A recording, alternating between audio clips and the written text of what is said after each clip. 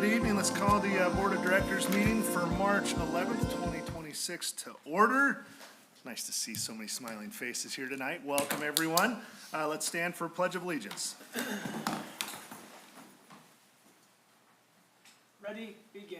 I pledge allegiance to the flag of the United States of America and to the republic for which it stands, one nation, under God, indivisible, with liberty and justice for all. All right, Denise, can we get a roll call, please? Director Walper. Director Berman. Here. Director Lohmeyer. Present.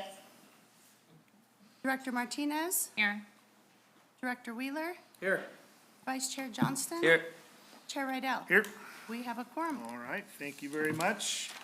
And Denise, was the agenda properly notified? Yes, it was. All right, thank you very much. Now we need a motion to either approve or amend the agenda. Chair Adele, I move to approve the agenda as written. And I'll second. Moved, seconded, and thirded. All in favor, raise your hand or say aye. Motion carries. All right, up to Board of Directors reports, and we'll start with Director Berman. Nothing to report tonight, thank you. Okay, thank you. Director Martinez. Nothing to report. All right. Director Wheeler. A couple things. I had the opportunity to go to the high school state wrestling tournament at the Memorial Coliseum. Estacada had a great showing. I think we ended up 8th overall. Whitney, correct me if I'm wrong, but I believe it was 8th overall for the boys. We had Logan Riga, Harrison, Spence. Sorry, let's do this. Logan Riga got 3rd. Turner Jackson got 3rd. I think Harrison and no, back up. Braden Girl Husky, Logan Riga got 3rd. Turner and Harrison got 6th. The other 6 wrestlers didn't place, but they had a pretty good showing. And then we had one girl wrestler, Emma Stallcup, got 3rd, I believe, as well. So pretty awesome. It was a good turnout, and it's always nice seeing Estacada go on the big stage and competing with the big historical wrestling schools that they're tough year in and year out. I don't know how they do it, but they do it. So that was the first thing I wanted to talk about. Last night I had the opportunity to go to the Estacada Honor Society induction. First time I had an opportunity to do that. It was a very nice event in the high school commons.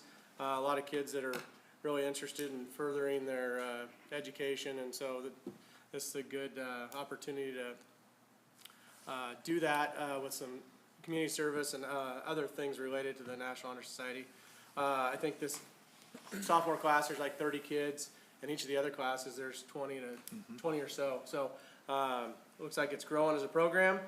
And then the last thing was also had the opportunity to go to the Clackamas Community College seminar that the counselors put on, and Principal Rydell regarding the kids getting dual enrolled in Clackamas Community College. It's a pretty unique opportunity with the 3 different options we have, and I'll just summarize real quick. They can take some classes through the high school, get dual credits. They can take online classes. I think it's 1 per term for each of their junior and senior years. And then they can also just go straight dual enrolled and hopefully end up with their associate's degree by the time they get out. And so, again, it's a pretty unique opportunity. It requires a lot of commitment from the kids. And so in our household, they're mulling it over currently because it is quite the opportunity. And you kind of take yourself out of the high school component a little bit if you choose that option 3. So, but it's great nonetheless. I'm glad that we chose to do that a handful of years ago. So, other than that, spring sports are kicking off, and super excited for it. Awesome. All right, thank you. Vice Chair Johnston. Yeah, I've got a kind of a list. I'll go quickly though. I have a senior in the house, so I received a senior credit check. All looks good, but I appreciate that the counselors reach out giving time. I'm sure that others might have had to catch up on certain things, and so it gives them an opportunity to go meet with their counselors. So I think that's great. I know that our teachers, all of our teachers, the majority of our teachers are grinding to make sure our kids are hitting their standards before we come up to SBAC and other state testing. So I appreciate how hard the teachers are working with our students and families. Facilities look great. I know there's some flooding over here, but I saw them out putting sandbags out there today, and they're trying to make sure that everything's good with all the rain that's coming on. I had a lot of, I helped coach the middle school wrestling team, and I had a lot of kids even coming, the 8th graders coming with glasses from the career fair. Yeah. Everybody, even a senior who doesn't say very many words, said it was it was a very good event. It was well run, he said, so kudos to those that put that on. And then lastly, I just wanted to hit on middle school wrestling. For whether it's relevant or not, for those that don't know, in high school we wrestle against 4A schools, in middle school we wrestle against everybody, 6A, 4A. This year, we had 15 kids wrestle in the middle school regional event, and we have 3 that placed or qualified for state, 2 girls and 1 boy who all qualified for state, and then we had a couple other placers. But I know I don't want to steal Andy's thunder, so he's going to talk through those, so I'd rather have him do that. So, but it was a great season for middle school, and they had 3 wrestlers have middle school state this weekend. Cool. That's it. All right, thank you. I want to echo the NHS. I was not able to be there. I was at a different nonprofit meeting, but a big shout out to Mr. Christiansen who runs that program. We've seen a lot of growth over the last several years, and so the fact that we've got 30-plus sophomores that are joining that ranks, that's a big deal for that next step from a leadership. And so big shout out to Mr. C for all of his work. Last weekend, Mr. Frunk put together a really awesome program, brought a bunch of folks in, so I'm going to read it so I don't get it wrong. So just as a warning. But we had 32 students and 9 community members that participated. The students worked with private instructors from CCC, Portland State, Willamette, and Pacific universities in the morning from 8 to 11. Each student had the opportunity to get a 20 to 30-minute private lesson with an expert in their instrument. In the afternoon, they joined the community members of the Orchestra Cada and worked with Daniela Davey, the director for Mount Hood. And then the event culminated with a free concert in the evening. So it was a really, really cool experience for these students, a lot of which don't have the opportunity to take private lessons in their instrument. And it was provided through a grant through Estacada Together. So that's what allowed that to be able to pay people to come in and spend that time. And to have that many kids sign up for all day on a Saturday. I think it was the biscuits and gravy I made and brought down for them for breakfast. That's what brought them in. But 32 students on an all-day Saturday event is pretty darn good turnout. So big kudos to Rendell and his team on that. Also, solo ensemble is this weekend. So we have, actually tonight is the parent scene performance that started at 7. So hope they're doing well down there. We have 22 high schoolers and 8 middle schoolers participating in solo ensemble. So those numbers, again, coming out of COVID, we were down to, I think, as few as 9. And so those numbers are continuing to grow and hopefully see continued success that we have over the last couple of years with state qualifiers. So more to come next month after that, and can share the successes that they're having there. So one last, if you remember last year, one of our students, Ren Suo, won an art contest. And part of that winning was their art was displayed for a year in Washington, D.C., in the tunnels, essentially, in between the buildings. I was in DC all last week and was in the tunnels and got to see the art, got to snap a picture of the art, so it was pretty cool. Thousands of people walk past that every day, and it's a really awesome display from every state. So every state has their art as you walk through that hallway and through that tunnel. So it was a very cool experience to see Estacada represented, in the Capitol. So pretty cool. And that's all I got. So thank you, everybody. District reports. Communications is up first. Maggie and Danny, come on down. Good evening. Good evening. We'll be succinct this evening. I know we have a pretty full agenda, but some things we've been working on right now. March is Career Technical Education Month, and we have some great career technical education programs to feature. And I know Aaron Gardenhire is here tonight as well to talk about a CTE open house night that's going to be coming up. So we want to take the opportunity both to highlight our incredible CTE programs and to start to invite people to this event where they can come and look at all the great career technical education programs and the work our students are doing. So today we were in an electrical systems class, taking some photos, talking with students about their projects and just the pride in their work and the skills, the real world skills that they're getting from this was really evident just in the short conversation. So we're looking forward to that series. We also know that this evening the board is talking about making us all one Rangers, and we are ready to support whatever direction the board goes, but we're excited for the opportunity to unite all students in that. We were in the halls of Rivermill taking some photos the other day, and students were coloring and drawing Ranger logos, and I thought it was just such an indicator of how connected all our kids are to the Ranger identity already. We also are looking forward to putting out more promotion around kindergarten registration. Kinder Connection is coming up in April, which is just around the corner after spring break. And we want to give every family the opportunity to come in and meet their potential teachers and walk the halls and get familiar with Rivermill. It can be a little bit harder to get the word out for kinder registration because we don't have all those families in Parent Square. We can't just push a button. So that is a fun communication challenge for us to work through. Some recently completed projects. We had a recent Facebook Live event with Superintendent Carpenter that reached 4,000 people. Just always a great opportunity to engage with the community, have two-way conversation, and meet people where they're at. Not everyone is able to make it down for a meeting in person, so it's just great to have that online format where we can talk back and forth with folks.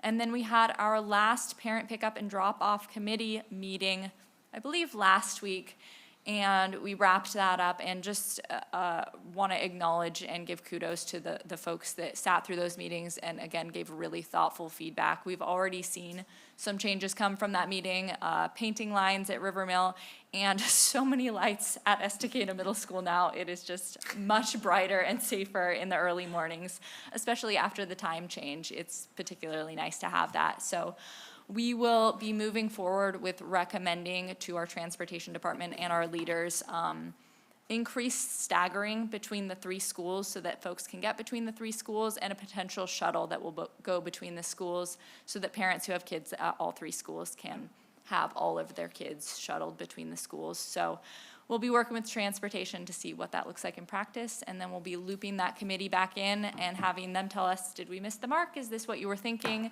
And we're excited to continue that process. I'll turn it over to Danny. I'm happy to share some community connection opportunities that we've had recently. I'll start out with the career fair you mentioned yesterday. Both of the gyms at the high school were completely full of community partners and business owners, colleges, and training programs. The kids were very engaged, and it was wonderful to see students from 8th grade to 12th grade having an opportunity to get inspired and see what different pathways are available to them. Kudos to Alison Bresco, our Aspire coordinator, who organized the entire event. It's wonderful to see, and it seems to be getting bigger every year. And thank you to our sponsors. It's wonderful to have these people continue to show up for us, whether it's at career fair or athletics. They are noticed and appreciated. We really appreciate the consistency that we see from our community members, and it's super important to our success here as a district and for our students. So thank you to everybody involved in that. We have a lot of things looking ahead, upcoming projects and events. I will mention our Inside Estacada Schools magazine one more time because we really love to share the stories of our alumni. So we like to share it to the broader community in that magazine, and we like to share as many as we can. So if anybody would like to suggest folks or reach out to me, I would love to show a variety of success that's coming from our district. We have a lot of events that we are either participating in or supporting in one way or another, including the Safety Fair and Bike Rodeo, which is hosted by Todos Juntos and the Estacada Prevention Coalition. Early Childhood Day, always a great opportunity for us to reach the families that aren't quite at enrollment yet and just have some quick questions about anything. There's all sorts of fun things that get thrown at us at those events, and it's really great to make those connections early on. And as Maggie mentioned, we have Kindergarten Connection, one of my favorite school events, probably the cutest school event that we host. Our little youngest scholars coming in and being able to welcome them and make their parents feel comfortable with what's coming quickly, and it's just always a delight to be involved in that and support the schools how they need. Overall, it's a busy season, which we're really excited for. And then I just wanted to acknowledge all the partners that give us an opportunity to show up and be there and meet our community and our stakeholders and our families where they are. So thank you. Any questions? Quick question. Yeah. How do you collect feedback from the vendors and or the students, like the success of their career day? At the career day or from Yeah, the career from day? the career day. I'm not sure what Alison's Okay, so she's, process is, so yeah. that would be her collecting that data, but I'm happy to reach out to her Yeah, and just- let you yeah. know. Yeah. Thanks, Tina. Okay. Any other questions? No? All right, thank you both. Thank Appreciate it. you. Thanks for staying busy. All right, next up, Finance and Accountability Report. Mr. All right. Pillar, you're up. Good evening, everyone. Good evening. The first part of that report is the enrollment report, and you can see that we have remained relatively steady. We're starting to see a slight bump up here in the spring. We hope to finish very strong there. One of the other things that this report doesn't show is that our charter school is also having some very strong enrollment this year, which has been both good, it's very good for us as well, but it has caused us, as I mentioned in my written report, to have a little bit more expenditure in our purchase services area, which has caused the finances, you can see that we have just a little bit of a dip in that lower right-hand finance number in terms of ending fund balance. So we are a laggard from the Oregon Department of Education, so they are going to make up that, the money for enrollment pictures. It's gonna happen next month and the following month, as well as in the May adjustment, which comes up in 2 months. So, but things are going well financially. As I mentioned in my written report, the legislature exited their short session, and really, education has remained pretty unscathed. So we are still sitting in a situation where the revenue gains are not quite meeting our expense costs. So we're actively, in my department, working on our budget. And again, using the program-based budgeting methodology, and so that's going well. We hope to have a good first draft by the end of the month. And we are also looking actively for some new budget committee members. I think we have 3 open positions, if not 4. So if you know of anybody that is interested in being on that, we have an application on the website in the finance department area, or they can just call or email me. Are there any questions at all? One question, the intergovernmental for February. I'm trying to, I didn't pull up last month's, but was that forecasted on there for February in last month's document? I should have asked you that earlier, sorry. No, that's okay. So the intergovernmental amount, At 384. the 384, that likely is a bit off. We usually get that payment from the ESDs Okay, around this time, so it could have hit last year, it could have hit this month or the following month. okay. But that's normal timing this time of year, It if I is. recall correctly? Yeah. Okay, Yeah, it's not abnormal. okay, thank you. 2 questions. Sure. One is on the enrollment report. That's head count, not ADM, correct? It's just where they Yeah, are, I think. ADMR, so And that then is, 1956, I think, is the number we had, around 1950. Is that still the right number we should be looking, or do we have a? May we yes, have that's what we had mentioned to the state, and that's what we were originally getting funding on.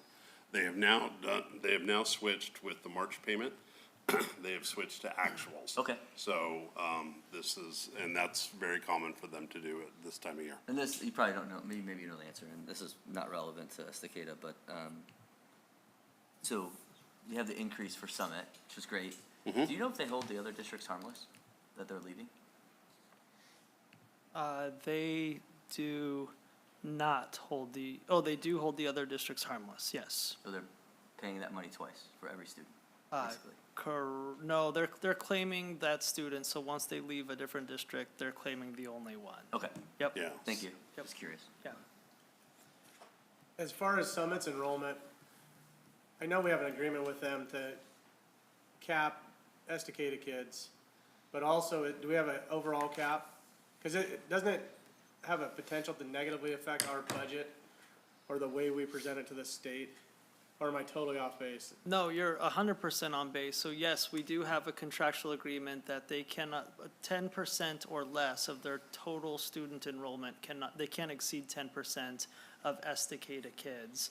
Of the 1,400, 1,500 kids that they have in their schools now, where it harms us immediately is that, you know, as they get their 1,500 kids, they bill our school district and our school pays their monthly operations based on the students that they're claiming. And so we get the money from the state for that claim, and so it just comes a little bit later. Later, that's Yeah. very well So it's a said. timing thing. We'll eventually Correct. catch up. It's just, Correct, yep. we're lagging on it. Yep, and so, so that's where you see the more kids, and they're growing pretty considerably right now. The more kids that they have, the more comes from our current bank account. And we take our best guess, I think we guessed about $12 million this year, and they're gonna surpass that with their growth. And so it's gonna exceed what we thought we were gonna have to pay to them, but we get it all back. Do you Right. foresee any cash flow issues then? Because we're paying it out before we get it? No cash flow issues. Only because we have a solid beginning fund balance and an ending fund balance, and we pay very close attention to our cash flow. And then as far as the state projections, it seems like every time about this time of year, they start talking about we're funding it at 9.1 billion or whatever the magical funding numbers are that the state kicks out. Have they started saying those yet? Yes, they gave us those numbers last year because they budgeted on the biennium. So we've known those numbers. We were watching the short session because there was some talk about those numbers that were given to us last year being cut. And so fortunately, we don't have any cuts in those numbers. So we know what those are going to be.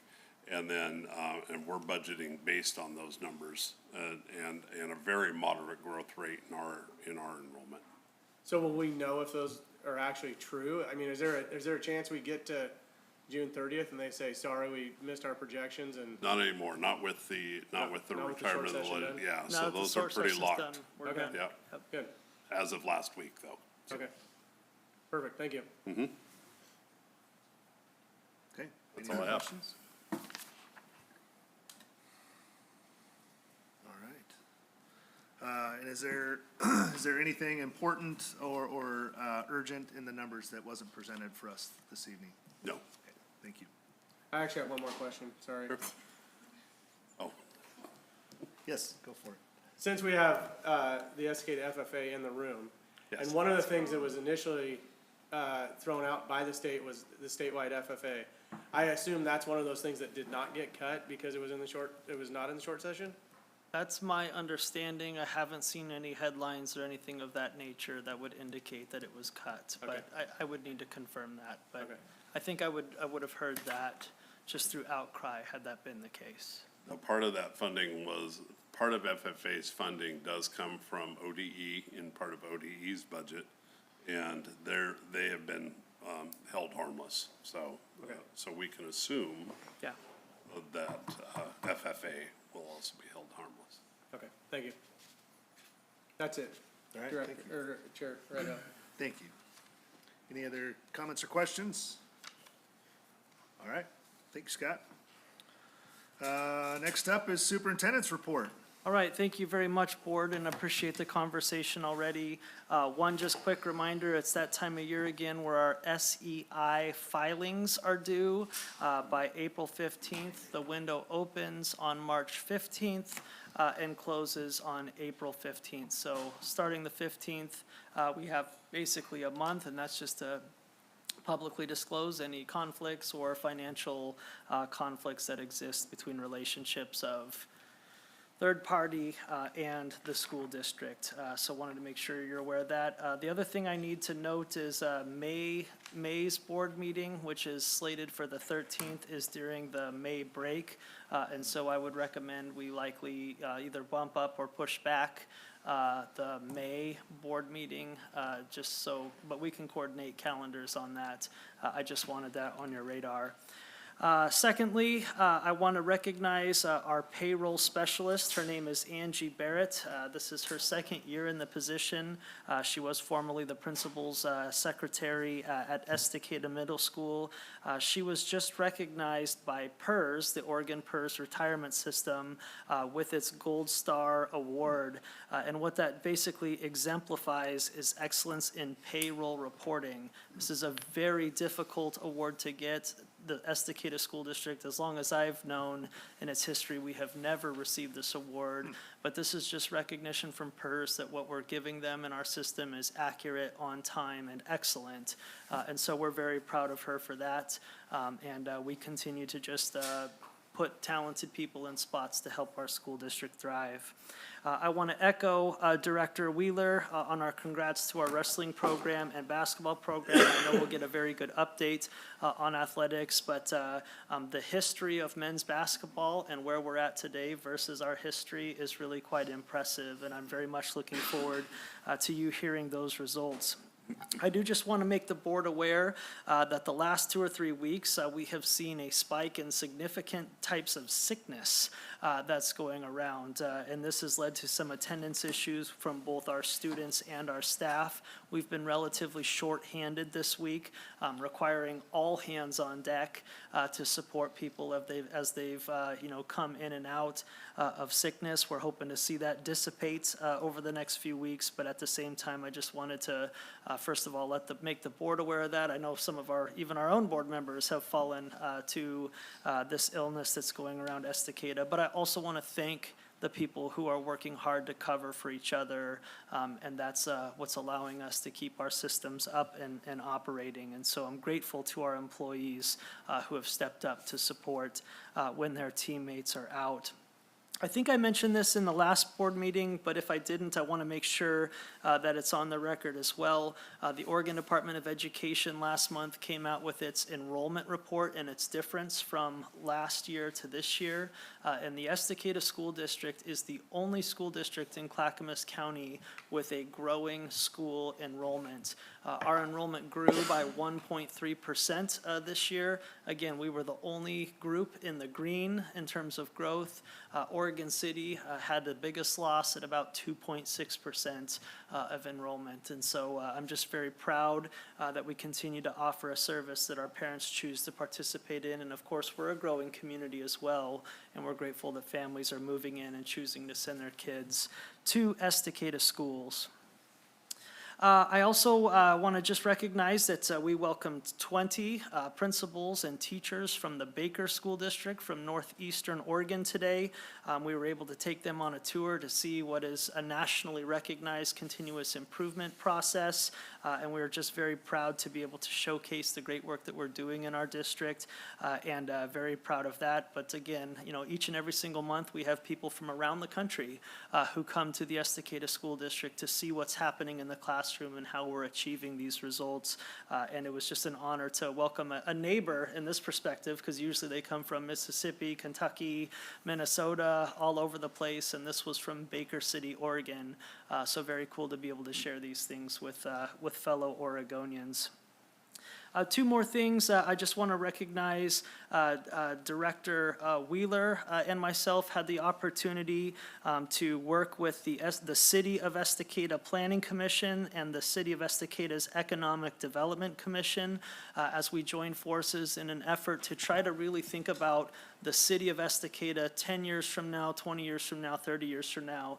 And it was really focused on zoning and how we can continue to try to recruit and attract additional commercial type services to match the growth that we're having with our residential services. And if you live in the high school world or in any world in the Estacada School District, things like Taco Bell and McDonald's are very popular amongst our kids in terms of a desire and wish to have some more opportunities to engage in the chains and that type of stuff. Plus, anywhere you walk, the desire for an additional grocery store. And so it was a pleasure for Director Wheeler and myself just to sit at that table and to be a part of that conversation as we incorporate the school's voice inside that process. Last but not least, I do want to recognize that our 6th graders went to outdoor school last week, and I would say the experience was not as expected by neither the district nor the parents who were involved in that. And I'd quickly like to read a statement on that behalf. I want to address the concerns raised following last week's sixth grade outdoor school experience.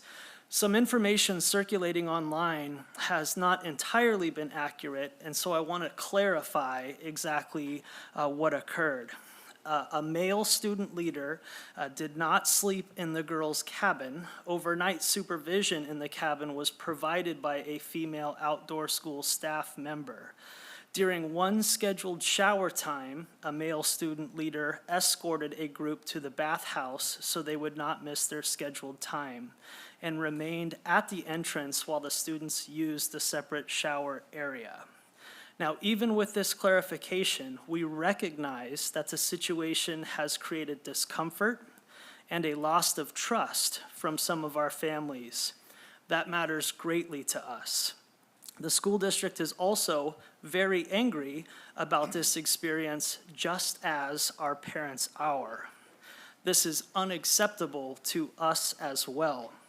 When families send their children on school experiences, they should feel confident and comfortable with how those experiences are planned and supervised, and we are very sorry that this situation happened. Outdoor school has long been an important learning opportunity for our sixth grade students, but maintaining strong partnerships with our families and community is just as important. Moving forward, the district will not be using the same third-party partner for outdoor school programs.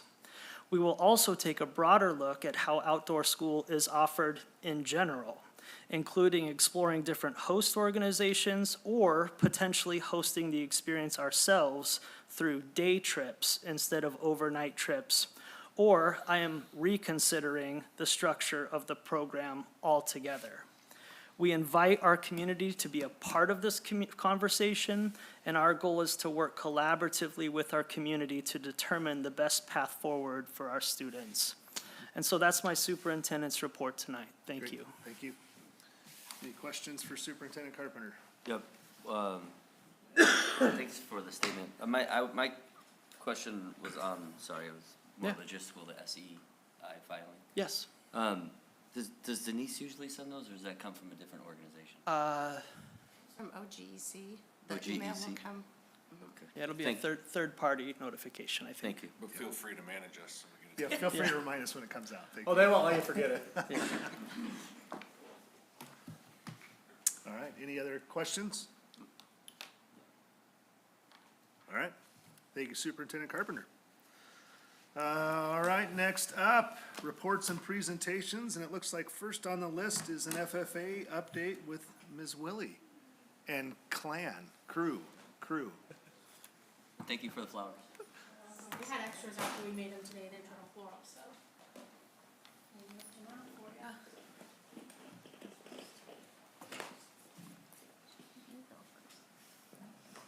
Yes, Takeda FFA, presented to you by the following.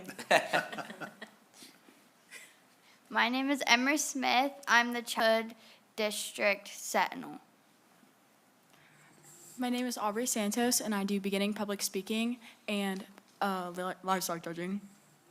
My name is Mallory Yumberg, and I am on the livestock judging team.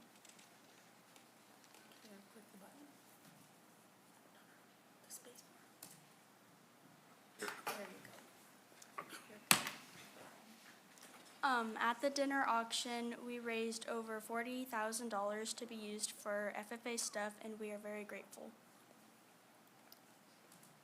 Adopt a family. Adopt a family. We adopted a local family for the holidays. Our students and chapter purchased gifts and food.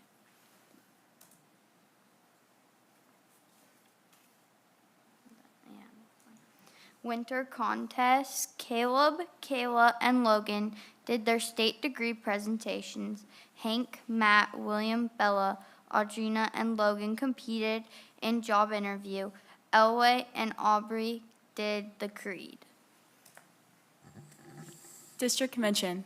Mallory, Haley Saavedra, Haley Santos did demonstration speeches. Mallory got first place in demonstration speeches. Haley Saavedra got third place.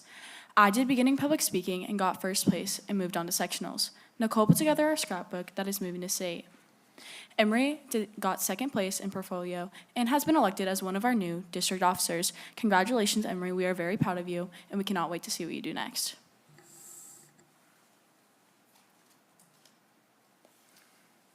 We went to Chico for our livestock judging contest, and out of 73 teams, we placed 23rd, and we are proud of it. Sectionals. I did my speech at sectionals, and I advanced to sectionals, and I did a great job. We also want to shout out Kelly Hayes for coming up and helping judge. State Convention. We are taking 18 students to Redmond for the FFA State Convention. We have 3 members getting their state degrees, and our chapter scrapbook qualified.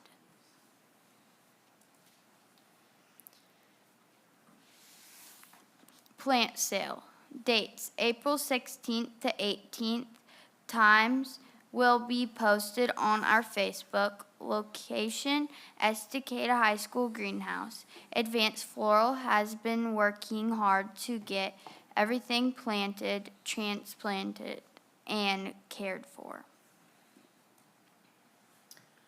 So I just want to reiterate what they're saying. We've had a lot of big things happen over the last couple months for us. Some things that haven't happened in like over a decade. And so it's very exciting. We've had our first thing qualify for an event at state convention. We have 3 state degrees, which is a huge deal. They have to do so much to get their state degrees, and it took us a minute to get there, but I'm very excited. And the fact that we traveled out of state and we've done all of these things, and we have a district officer now, we're getting recognized by those bigger schools, and they are excited to see what we're gonna do. And so I just hope that everybody is realizing that we are moving in a direction very quickly, and it's very positive, so we're excited. Do you have any questions for the girls? I've got one, or a couple. The Chico trip, that picture, what was that large round thing in the middle of the picture? That was our, we stopped at the National Yo-Yo Museum, and Miss Wing made us take a picture.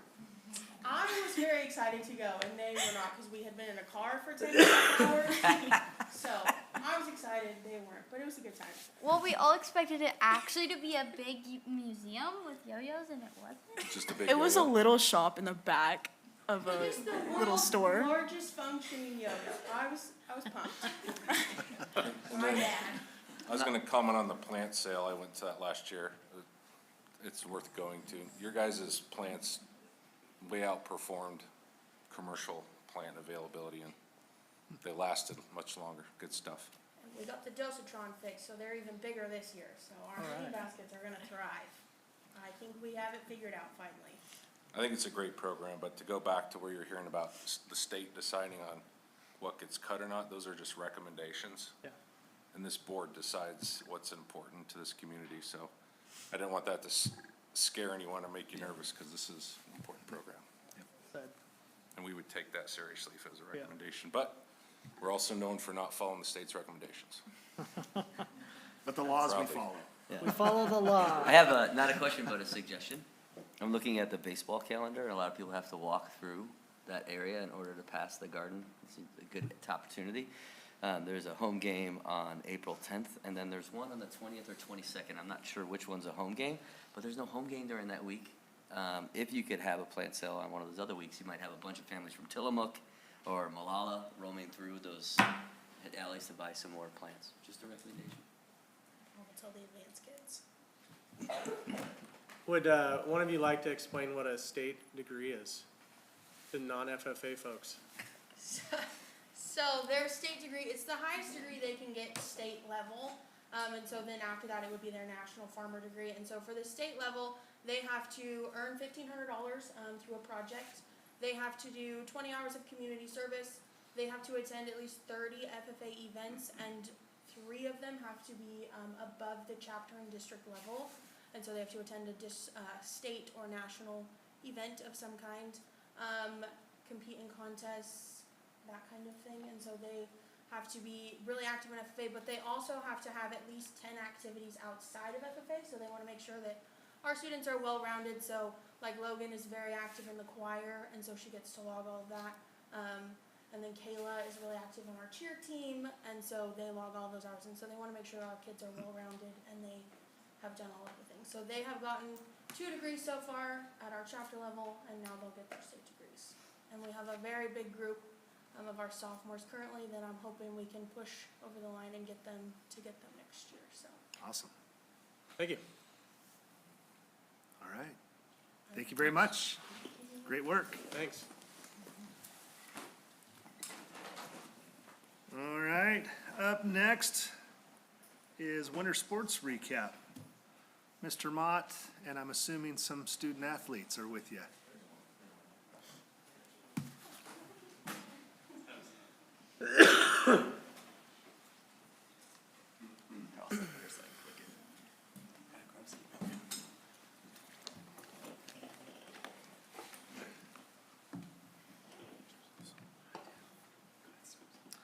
And just a reminder to speak into the microphone so anybody online can hear you. Okay. So I'm gonna have these guys introduce themselves. I brought some guests tonight to talk about sports with you, so you don't just get to listen to me this time. 'Cause I know that Thank gets you. old, but so thought I'd bring some kids straight from the action. So introduce yourselves, guys. My name's Harrison. I'm a wrestler on the Estacada High School wrestling team. Hi, my name is Emma Stalkup. Hi, my name's Connor Kendig. I do photography. We're gonna give you guys a little winter sports recap, and they're gonna go through our sports and share those with you guys. Our cheer team. Our cheer team brought home 4th in state and 4th at OCCA champs. They had a lot of growth among the team this year.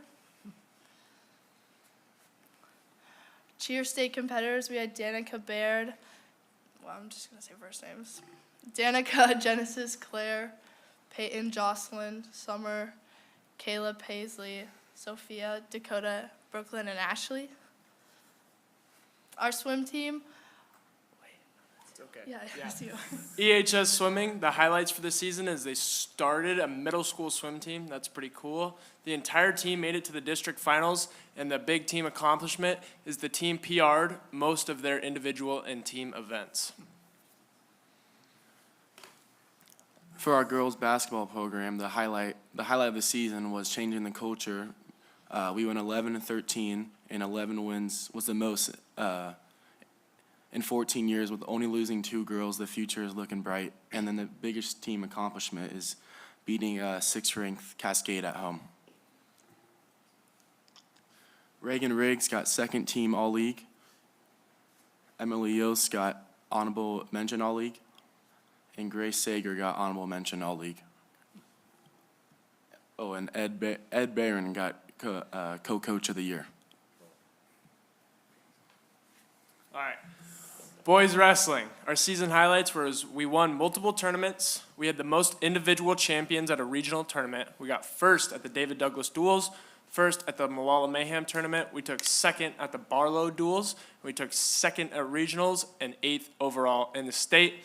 We also did very good on our academics, taking 3rd in state with a 3.40 team GPA, qualified as a 2025 to 2026 OSAA academic all-state boys wrestling team as well. Fantastic. We got Silas Havern making it 3rd in districts and advancing on to the state tournament. We had Ryder Silva, a freshman, 4th in districts, also advancing on to the state tournament. Braden Frazee, a junior, taking 2nd in districts, advancing on to state. Leroy Mixon, also a junior, 1st in districts, advanced on to state. Willie Munns, 3rd in districts, advancing to state. Alan Lohmeyer also took 3rd in districts, advancing on to state. Braden Grohussey took 1st in the district and 3rd at state, did really well this year. Logan Riga, he's a junior, 1st in the districts, and as well 3rd in state. He's only a junior. Turner Jackson got 1st at districts and got 6th in the state. And then that's me. I got 3rd at districts and took 6th at state. And beat the 1 seed. Thank you. Girls wrestling. Our highlight was, State Academic All-Star Team placing first last year and fifth this year. We had 4 wrestlers qualify for the state tournament, and we placed fifth out of 32 teams in our region and 23rd out of 57 teams in the state, with only 1 wrestler scoring team points. Our program nearly doubled in participation for the 3rd consecutive year, and we placed first at Malala Mayhem and second at our own Ranger Classic. Emerald Anderson placed 3rd at districts and advanced to state. Callie Hardesty placed 4th at districts and advanced to state. Audrey Simmons placed 4th at districts and advanced to state. And I placed 2nd at districts and 3rd at state. Congratulations. Thank you. Is that me? Okay. EMS athletics, wrestling and track for Estacade Middle School wrestling, building a foundation for the future. We had a historic regional turnout. 3 state qualifiers, Parker Johnson, right there, Raina Kyle, and Jamie Gilbert.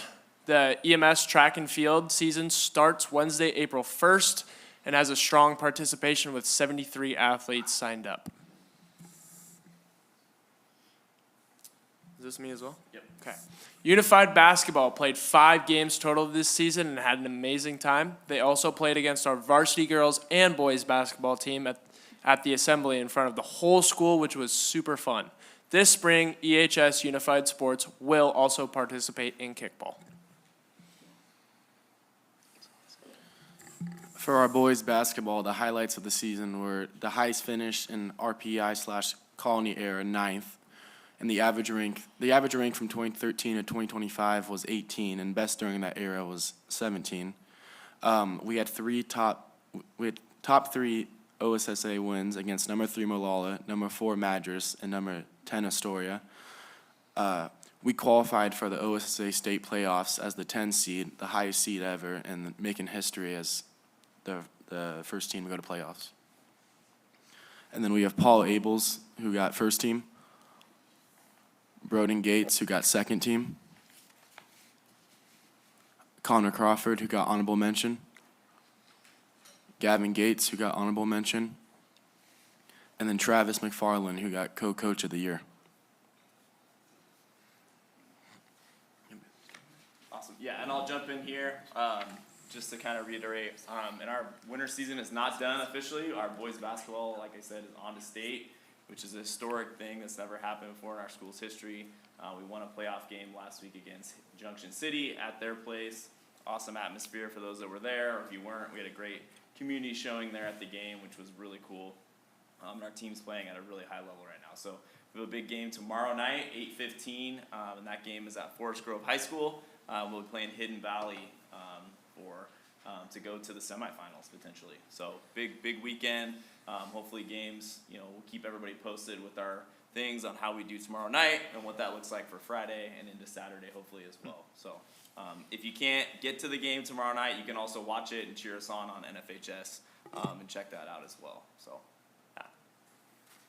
And then kicking off our spring started Monday, and we have, I think, 225 kids are signed up for different things. There are some doubles. I think there's even some triples because we have kids doing multiple things in the spring, which always comes with the territory, but it's great.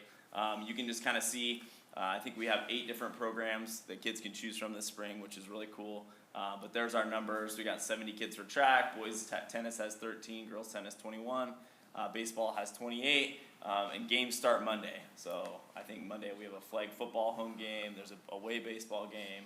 We're hosting a volleyball jamboree for the boys. So it's going to be a great start to spring. The weather's supposed to be good too, so that's going to be a big plus.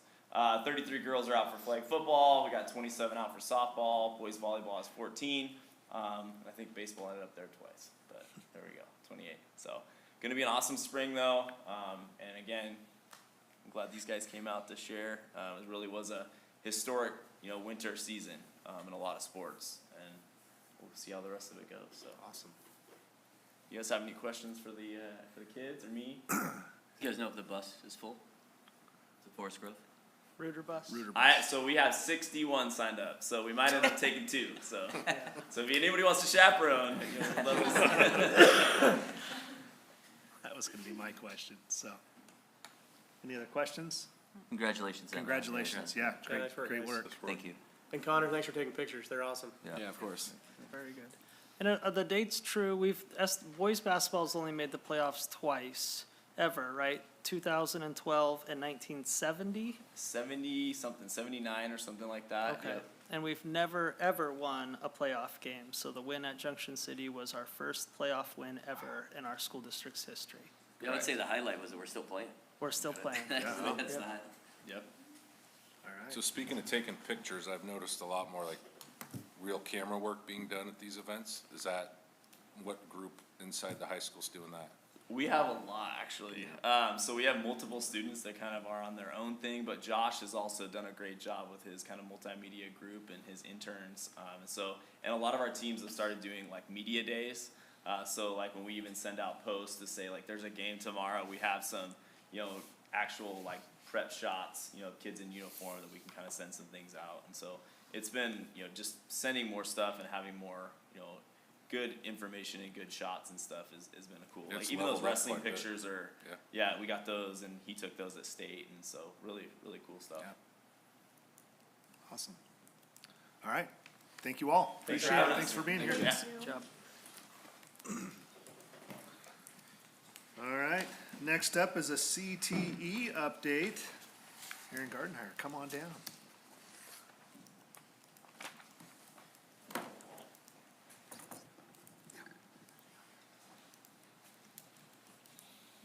Welcome.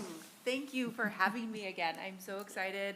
I was just going back in my notes, and I was here exactly 1 year ago. So I met with you in December, and now I'm back again in March. So this is kind of my routine. But today what I wanted to do is just share an update about where we are with CTE. We've done a lot of work, put a lot of energy and effort into really revitalizing our CTE programs over the last 12 months. So tonight what I want to do is just talk about some of the highlights that we've had, updates on our regional collaboration with Malala and Clackamas Community College, some new partnerships that we've developed, and the community engagement activities that we're working towards, as well as what our plans are for the coming school year. So some big updates. All of the curriculum that we purchased last year has been fully implemented in all of our coursework. Manufacturing, automotive, and electrical systems have all put into place the Amatrol curriculum as well as our LJ curriculum for automotive. Students are getting access to the trainers, and we're actually getting some more opportunities for some bigger projects based upon what they've learned from those trainers. So it's a great success thus far. The electrical systems pathway, last year at this time, we didn't have an instructor. We had a vision, we had a belief. This year, we have an outstanding instructor. He has taken the program and just run with it. You'll hear later some of the work that he's doing to advance the program and give students additional opportunities for dual credit at Clackamas Community College, as well as expanding to some more opportunities for industry experience. And then last time I shared with you the forestry pathway. So one of the updates that I wanted to share is that we've started meeting with the advisory committee, planning the curriculum, and getting ready for a launch in September of '26. So those are our programs, partnerships. We have increased our partnership with Clackamas Community College.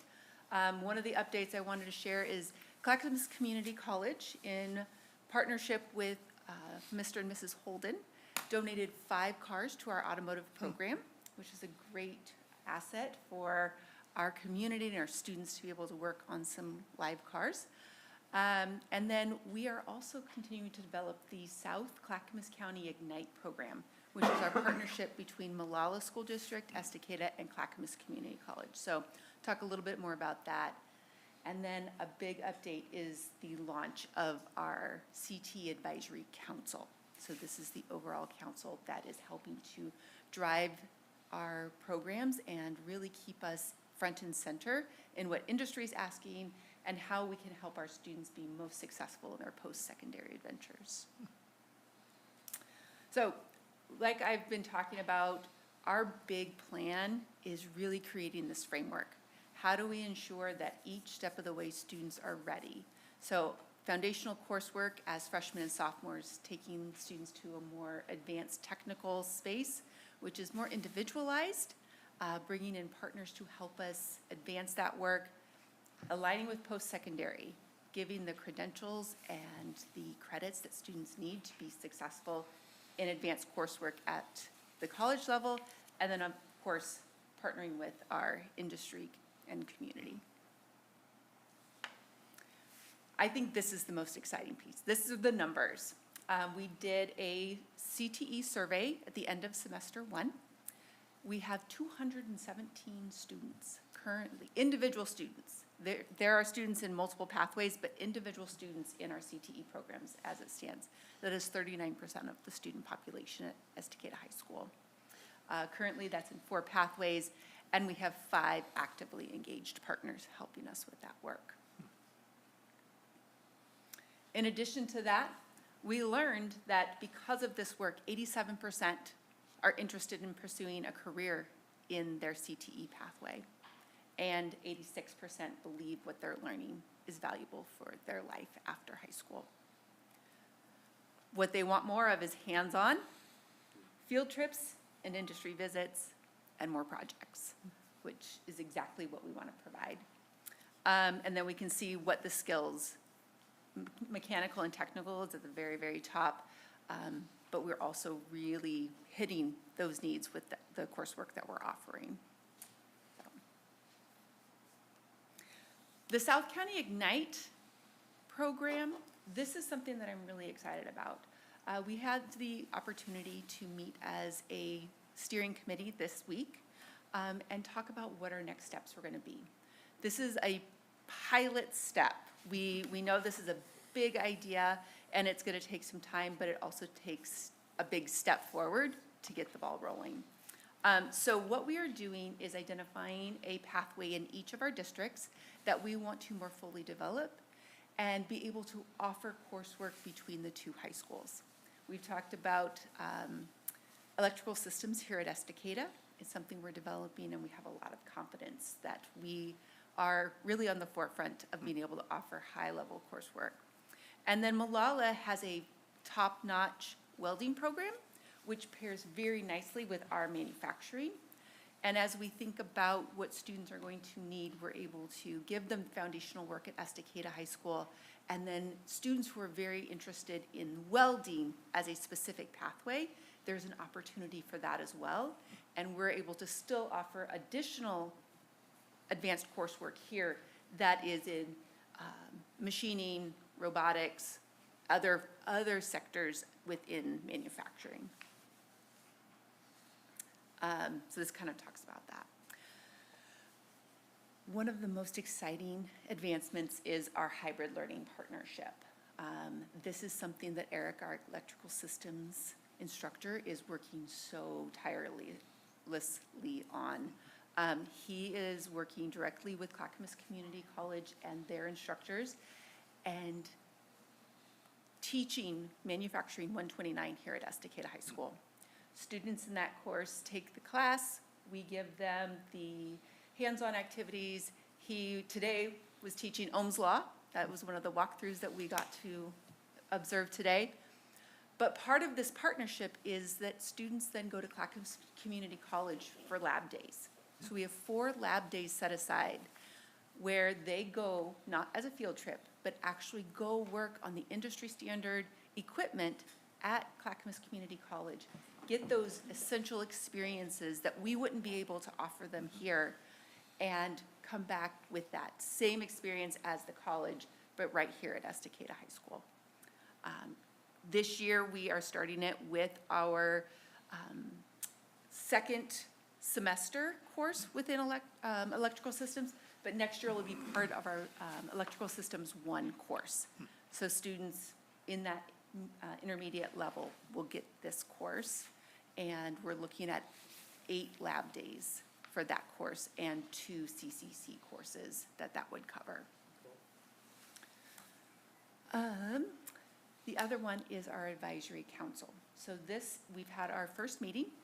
This is a higher level committee that comes together to help provide us strategic guidance. What do our pathways need? How are we creating that intentional alignment between industry and K-12 education? We also have higher ed on this council. They show us what we need. They look at what we're suggesting as our direction, give us feedback, and then we're able to plan more thoughtfully how to create pathways that will take our students not into the careers of today, but really the careers of their future. So coming up, what are we doing to really talk about and promote all that we're doing within CTE? So we have a couple things. On April 10th, we are having our Pathways Committee meeting. That will be all of our CTE Pathways. Advisory committees will be coming together. And we will be talking about what does our coursework look like, what are the standards in which we have identified as our essential standards, and really seeing, are we on the right path? Can we make some adjustments? This is the time of year in which all of our programs are looking at those standards, so we're intentionally bringing in our industry partners to help us with those conversations. On May 8th, this is the first ever CTE night. We are inviting current and future Estacada High School students to come and experience CTE. We will have some of the trainers available. We will have hands-on activities. Students will be demonstrating their learning. FFA, as they shared today, they are working on their public speaking, but we're really wanting all of our CTE programs to be able to perform and talk about what they're learning. So they will be doing a lot of that work. We will have food because we want people to come. So we would love to have all of you as part of our CTE night on May 8th. We'll have more information coming out. We had our first planning meeting today, but we're very excited about being able to offer this event for not only our students, but also for our community. And then finally, the middle school CTE carousel. This is something that is part of CTE pathway development, in that CTE doesn't just live at the high school level. We need to be creating a on-ramp for students from kindergarten all the way through 12th grade to be experiencing career and technical opportunities. It's part of what we can do to have them experience things that they may have not been able to experience, their families aren't part of. So this year we will be offering a carousel where we will taking the presentations that students will be offering on our CTE night directly to the 8th graders at the middle school, and allowing them to ask questions, talk with the high school students, and really that recruitment into pathways with the older students being able to mentor the younger students. So we're very excited about that opportunity as well. The dual credit alignment. Director Wheeler, you had mentioned this opportunity, and in CTE, that is one of the pieces that we're really, really wanting to develop. We want all of our pathways to be able to offer dual credit. Ag currently offers dual credit. They're fully articulated with Lynn Benton. We're looking to do the same with the other pathways that we have. So next steps. We are ready to launch our South County Ignite program. So we will start, plan is in September of 26. We will have our first students who will be shared between Estacada High School and Malala High School. We will expand our electrical systems and manufacturing programming. The hybrid course model is also going to expand. So I shared that we will offer 6 credits next year. And ideally, we'll also have our advanced electrical systems that will be developed out of that initial course as well. Forestry will launch, and then we'll expand our dual credit opportunities. that is what we have done so far in 12 months. What questions can I answer? Two, most of the courses you're in right now are exploratory, like in the pathways. We have advanced in auto and ag currently. In manufacturing, we are offering advanced metals, but that is being redesigned. Yes. Great, the enrollment, it is what it is, that's amazing. Do you had any, have you had any, not issues, have you had a lot of people raising their hand to be industry partners? It seems to be a tough one. Yes and no. We have a lot of people who are excited about what we are doing. I think what we're trying to do is really show how we can partner, instead of just asking for something, but really why are we a partner? And so I think those are the conversations that we're having right now. Well, if there's any way that I can help, please let me know. Yes. Not a question, a comment, but I was gonna ask about the engagement with the middle school, so I'm excited to see, and what a great opportunity for the students to drive that from a mentorship and leadership and all of those things. So yeah, very excited for that to kick off, and I hope I can be there on the 8th. We'll find out. Just a comment, for senior night at the boys' basketball game, they bring out all the seniors, and I think there was 3 boys, but then there's a couple managers. They were declaring that they were gonna move into the electrical career field. So I think that's pretty interesting that hopefully that's an immediate impact on them. So, and that was, I know the goal is career ready, so Yes. good job. Anything else? All right, thank you very much. Thank you so much. Appreciate it. Thank you.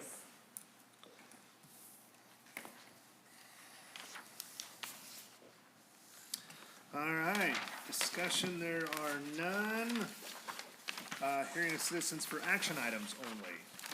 None on the action items, okay. So the consent agenda includes a package of one or more items to be voted on as a unit. However, if any board member is not in favor of one or more agenda items and prefers to take separate action, a request to the chair anytime prior to the vote, we'll remove that item for a separate vote. And before we get to the consent agenda, I need to declare an actual conflict of interest as of policy BBFA, and I will not be participating in any discussion, voting, or conversation around the consent agenda. Vice Chair Johnston, per board policy BBFA, I also will not be participating due to an actual conflict of interest in any discussion, debate, or vote. Okay, so that means it's on me. All right. I'll take a motion to approve the consent agenda as presented. Vice Chair Johnson, I move to accept the consent agenda as presented. Motion, do I have a second? Second. Motion by Director Reeler, second by Director Martinez. Any discussion? Signify by raising your right hand or saying aye. Director Lohmeyer still on?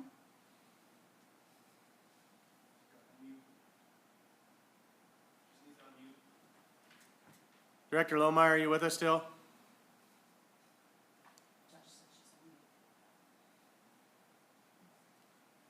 It looks like you're muted on our end.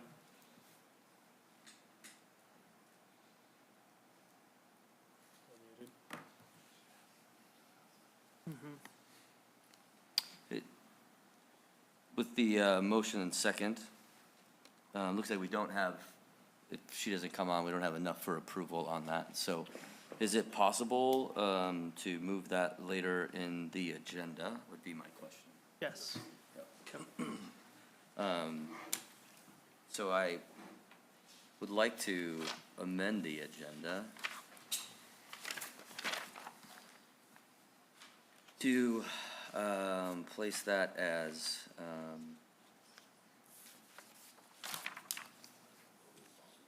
M. Okay. Place that as M on the agenda. And I believe I need a motion, so the consent agenda would move to M, and then M would move to N. I believe I need a motion on that. So move to amend the agenda as presented. Thanks, Rosa. And I'll second that. Thank you, Director Wheeler. Okay. So we've moved that item.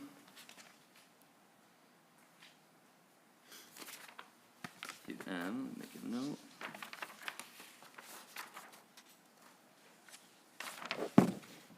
And because we moved past it, I will hand it back to you, Chair All right. Wheeler, or Chair Rydell. Either one's Chair fine. Wheeler. Chair Wheeler. Taking that back over here. All right, so we will move on to item J, to approve the 2026-27 budget calendar. Chair Idell, I move to approve the 2026-2027 budget calendar as presented. Second. Any discussion needed? I know we've talked about it, standard budget calendar stuff. I would say again for the community, I think we've got a couple budget committee member spots open. So if you ever wanted to understand what's going on with the budget, please come on down. We welcome you.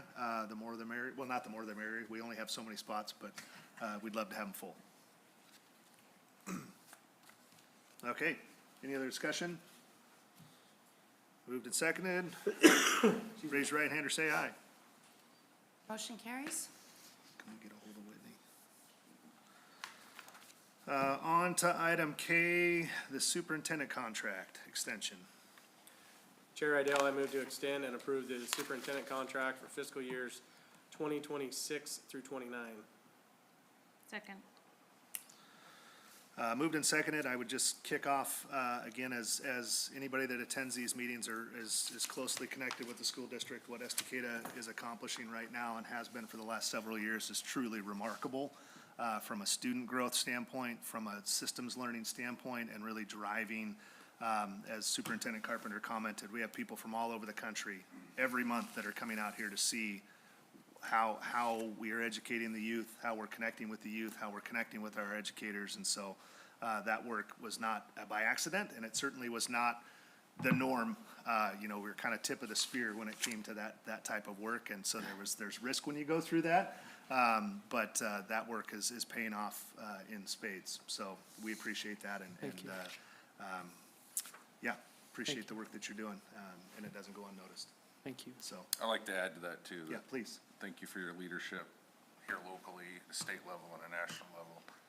And I know your job title's superintendent, but there's this other category called, other duties assigned. Yeah. So we're lucky that you serve 3+ roles in this district, including HR, transportation, coaching. Operations. But not limited to those 3, of course, but thank you. Thank you. I appreciate that. Thank you. Okay. Any other discussion? Okay. All in favor, raise your right hand or say aye. Aye. Hey. Welcome back, Welcome Director back, Lohmeyer. Okay, on to item L, Resolution 2026-1. Chair Idell, I move to approve Resolution 2026-1 to establish Estacada Rangers as the official mascot, official district-wide mascot, excuse me. Second. Moved and seconded.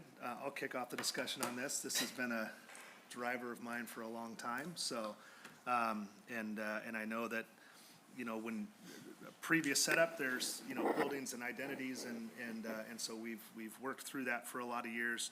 I think one thing that's really important as I've had kids come up through youth sports and then into middle school sports and into high school sports, all of our youth sports are Rangers, and then all of a sudden they change to something else in their school identity. And frankly, I've seen that be a challenge from student engagement with the school because they don't identify as a Chinook or as a Tiger or as, a Timber. And so this has been, I've been on the board 11 years. I think I've been talking about this for 11 years.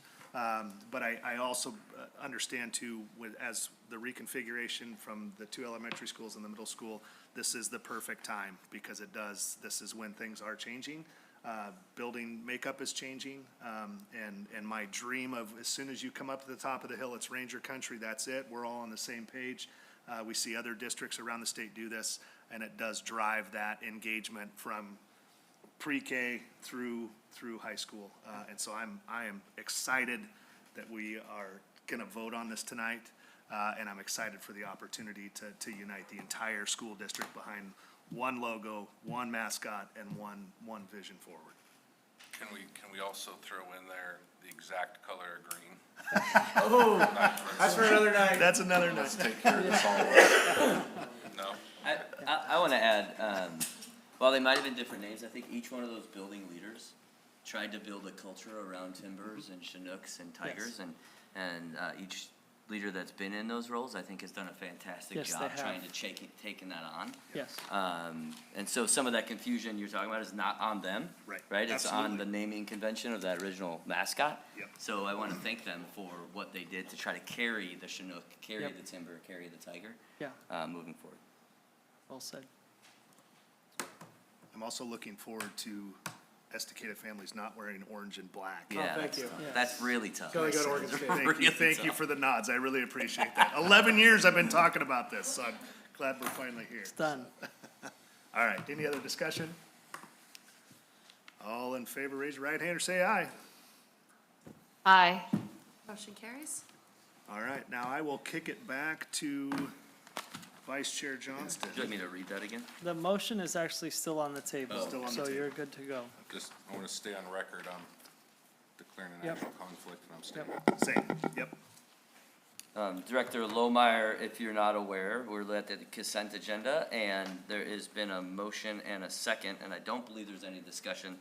Did you have any discussion items on the consent agenda?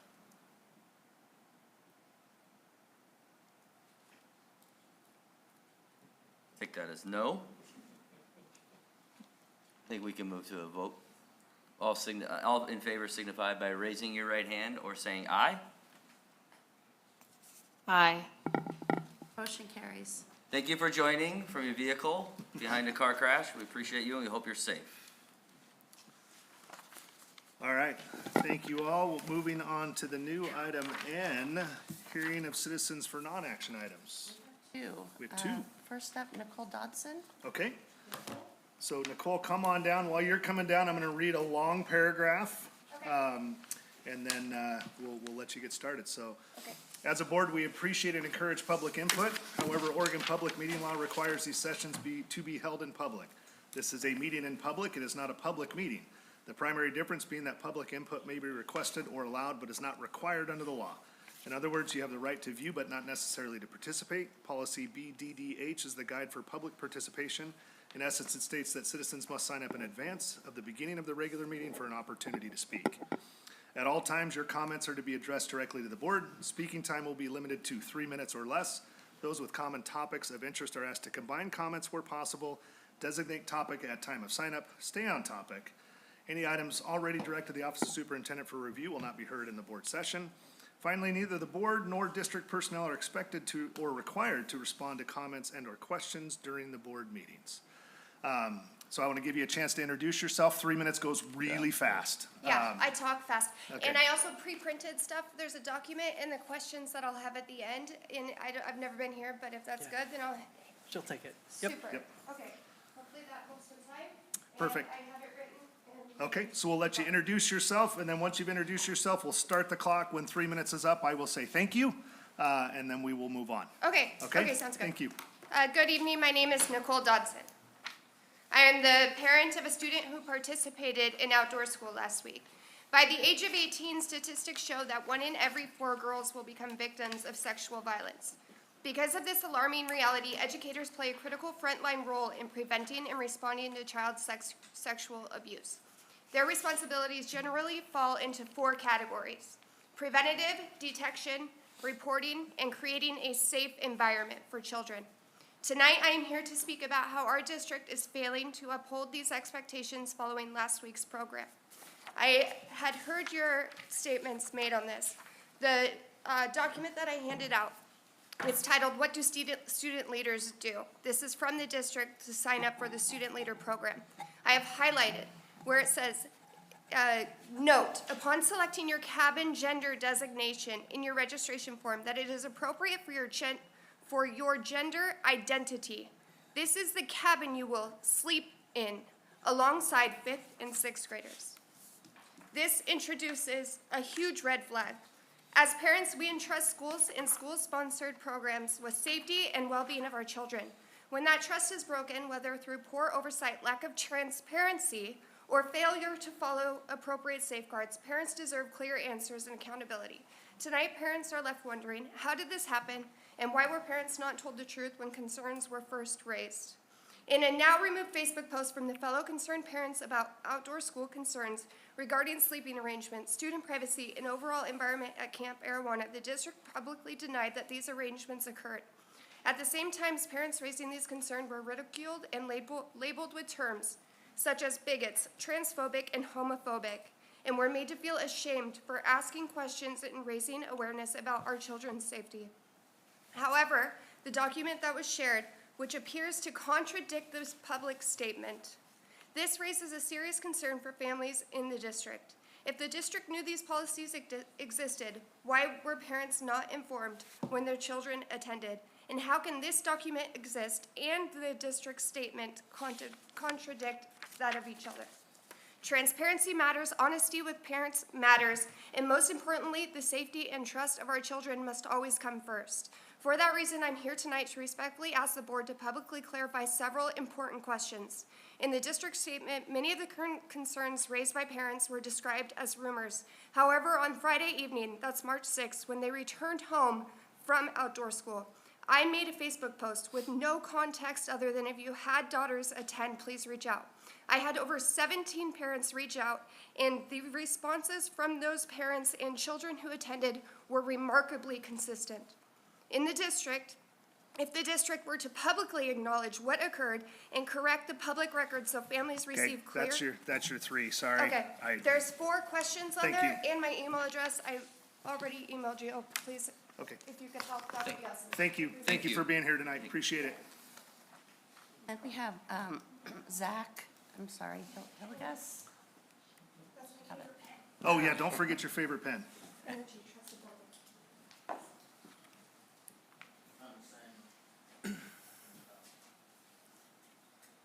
All right, I'm not going to read that long paragraph again, but we'll give you a chance to introduce yourself, and then we'll start the timer. I think you can see the timer on a monitor, just so you can keep track of it as well, just so it doesn't sneak up on you, but it does come really, really fast, so.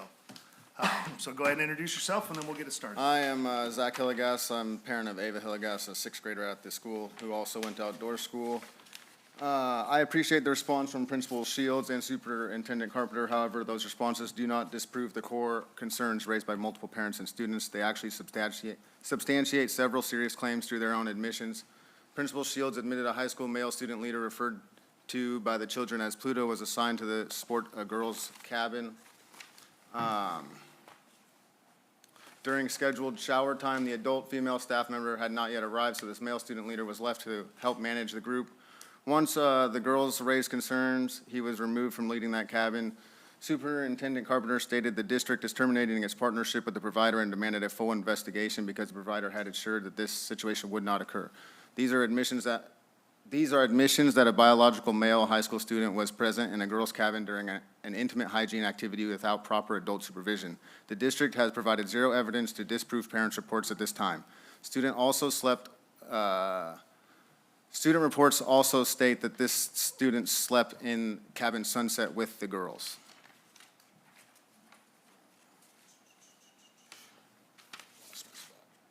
Instead, we are told some social media information is inaccurate and full details are still being established. This is deflection, not transparency. Most importantly, the district has never addressed the provider's own publicly posted policy that made this possible, which I just passed out to you guys, so I'm going to skip through that to try to save a little bit of time. That paragraph proves 2 things. Student leaders sleep overnight in the same cabins as the middle school students, and those cabins are chosen according to the student leader's self-reported gender, not biological sex. The district claims a female staff member was assigned overnight, yet the provider's own rules placed the male high school student in the cabin with our children based on gender identity. Their assurances failed. Terminating the contract proves they know the policy was incompatible with basic safety and privacy. The discomfort felt by our daughters is real. The denial of phone calls to parents when girls became upset is real. The complete lack of pre-trip disclosure that a male high school student might be sleeping in or supervising their daughter's cabin is real. The Estacada School District has a non-negotiable duty to protect every child's privacy, safety, and dignity in overnight settings, relying on a provider whose policy allows high school students to where am I?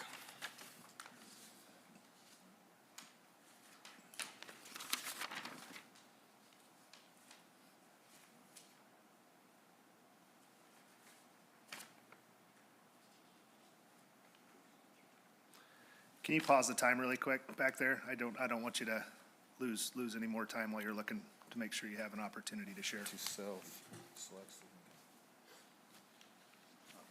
Found it, sorry. Yep.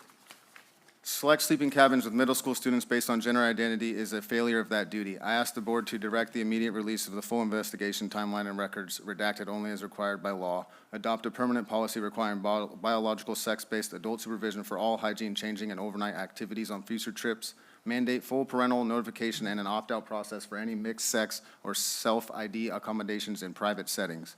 And place outdoor school on hold until these safeguards are in place with a new transparent provider.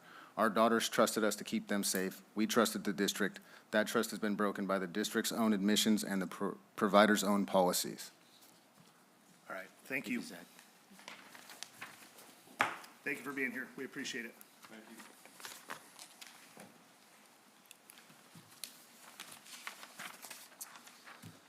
All right. No other hearing. Okay, thank you.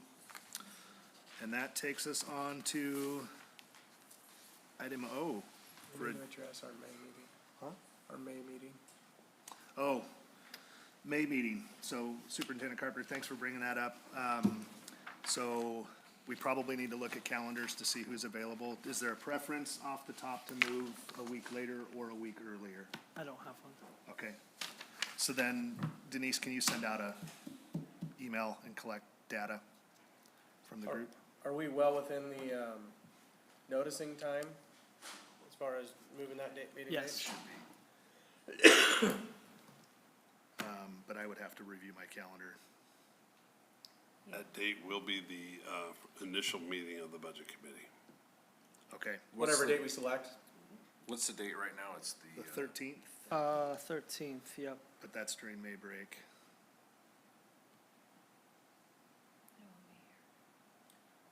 During the 13th. I'll be here towards the end of May. I'm good either way, 6th or the 20th. Are you here the 20th? I'm good either way. Not that, that's more middle May. Isn't it? I think the 20th is senior night. Last week. I won't. For baseball? Yeah, I won't be here. Okay. Oh, okay. And you so said the 20th is a no-go for you also? So the 6th? Sounds like 6 is winter. Yep. No. For me, it's the week of the 25th, any day, but not before. Okay. Or you guys can move without me, but. Okay. Okay, That we'll won't gather from everybody else too. But I think if we go much past the 20th, then we're bumping right up against the June meeting. Yeah. So, Then we run into budget and then problems. budget problems if we wait that long, so.